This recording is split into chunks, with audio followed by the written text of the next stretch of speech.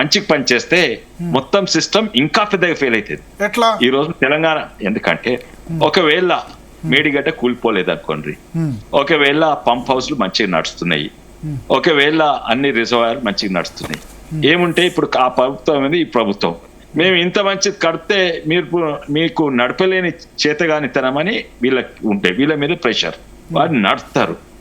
అన్ని పర్ఫెక్ట్ పంప్లు, రిజర్వాయర్లు, కెనాల్ అన్ని మంచి పనిచేస్తున్నాయి. ఈ రోజు తెలంగాణ నాశనం అవుతుండే. ఎందుకంటే మీరందరికి తెలుసు దాని కాస్ట్ ఎంత. ఇది సిస్టమ్ డిజైన్ తప్పు. బహుశా దేవుడు మన మీద జాలి వచ్చి అది నడవకుండా చేసిండు. ఒకవేళ అది నడిస్తే ఇంకా నష్టం అవుతుండే. ఒక్క నిమిషం ప్రత్యేకంగా మేడిగడ్డ బరాజ్ గురించి. బరాజ్ డిజైన్ ఉష్కె మీద ఫ్లోటింగ్ ఫౌండేషన్స్ ఉంటాయి, కొన్ని కింది వరకు పోయి యాంకర్ చేస్తారు. ఇవన్నీ కూడా ఎన్నో లోపాలు ఉండొచ్చు. లోపాలు డిజైన్లు ఉన్నాయా, లేకుంటే డిజైన్ ఎగ్జిక్యూషన్ కాంట్రాక్ట్లలో ఉందా, లేకుంటే ఇన్స్పెక్షన్ చేసే ఇంజనీర్స్లలో ఉందా, లేకుంటే ప్రయర్ ఇదేంది ఫైల్స్ వేసక ముందు హైడ్రలాజికల్ ఇదేంది సర్వేలు అక్కడ చేయలేదా, శాంపుల్స్ తీసుకోలేదా, ఎన్నో లోపాలు ఉండొచ్చు. అది నాకైతే కొన్ని తెలుసు, కానీ డీటెయిల్ గా అయితే డెఫినెట్లీ ఎంక్వైరీ కావాలి. కానీ అన్నిట్లో పెద్ద తప్పు ఏంటంటే ఒక బరాజ్ తిరిగా వాడాలి. బరాజ్ అంటే ఏంది, వెనక ముంగట ప్రెషర్ డిఫరెన్స్ ఎక్కువ ఉండదు. వానకాలంలో నీళ్లు మొత్తానికి కిందికి పోతే కొంచెం డైవర్ట్ చేయవచ్చు కెనాల్కు, దానికి హెడ్ చాలా తక్కువ ఉంటుంది. కానీ ఎండాకాలంలో దాన్ని స్టోరేజ్ కొరకు యూజ్ చేస్తే హెడ్ ఎక్కువ అవుతుంది. ఎందుకంటే కింద తుసుకుంటుంది, మీద 10 మీటర్ల నీళ్లు ఉంటాయి. వేరే వానకాలంలో barrage is use for diversion, not for storage. అయితే ఇంజనీర్లు భవిష్యత్ చెప్పిండొచ్చు, లేదు బరాజే వాడదాము అండ్ బరాజ్ స్టోరేజ్ గా వాడదాము. అండ్ స్టోరేజ్ గా ఎందుకు వాడినరు, అది కూడా ఇంకో పెద్ద కారణం ఉంది. ఎందుకంటే ఈ సిస్టమ్ డిజైన్ తప్పేందంటే మీ నుంచి కిందికి నీళ్ళు వస్తాయి. ఎప్పుడు వస్తాయండి? ఎక్కువ వానకాలంలో వస్తాయి. అదే వానకాలంలో పంప్ చేస్తా వేస్ట్. వానకాలం అన్ని చెరువులు ఫుల్లే ఉంటాయి.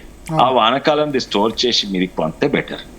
అయితే ఎవరు స్టోర్ చేయాలి? స్టోరేజెస్ ఎక్కువ లేవు, ఉన్నా కూడా దూరమైన కొండపోచమా.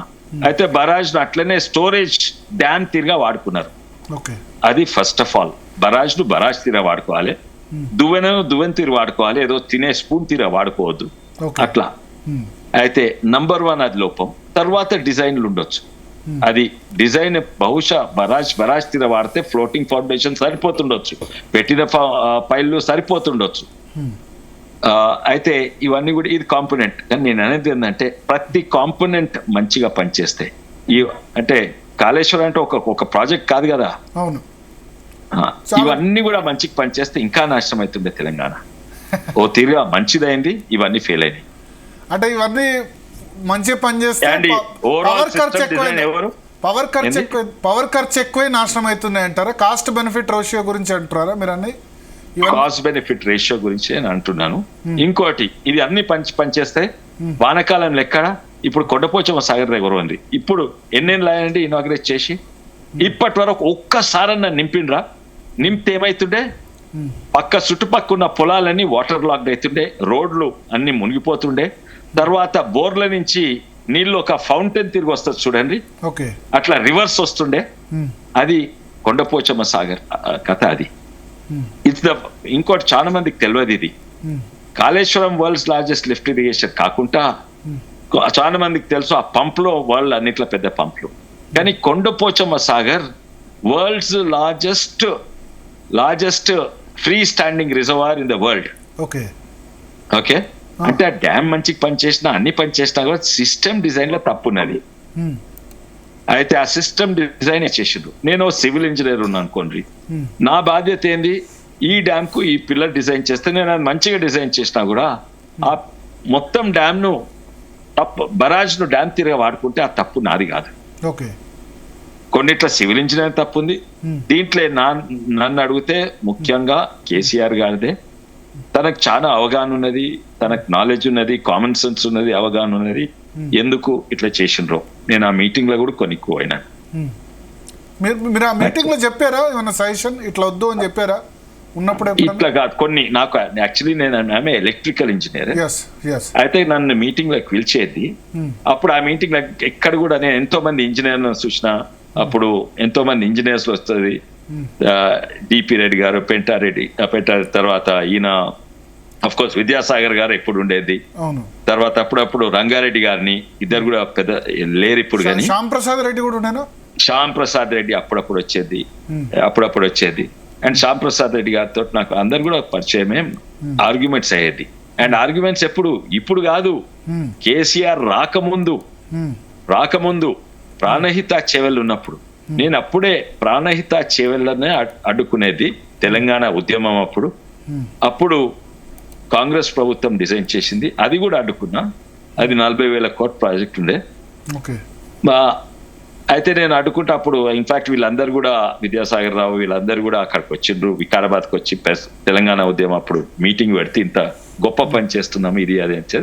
నేనన్నా ఇది పని చేయదు, మనకు పని చేయని ప్రాజెక్ట్ మనకు అంటగట్టిండ్రు కాంగ్రెస్ ప్రభుత్వము. ఎప్పుడప్పుడు ప్రాణహిత చేవెళ్ళ, అంబేద్కర్ ప్రాణహిత చేవెళ్ళ అంటగట్టిండ్రు. అండ్ ఇది గిట్ట ఒకవేళ అమలైతే చేవెళ్ళ తెలంగాణకు నష్టం అయితే, ఇదేందండి మీరు చేవెళ్ళ నుంచి చేవెళ్ళకి మేము నీళ్లు తీసుకుంటే మీరు వద్దంటుండ్రు.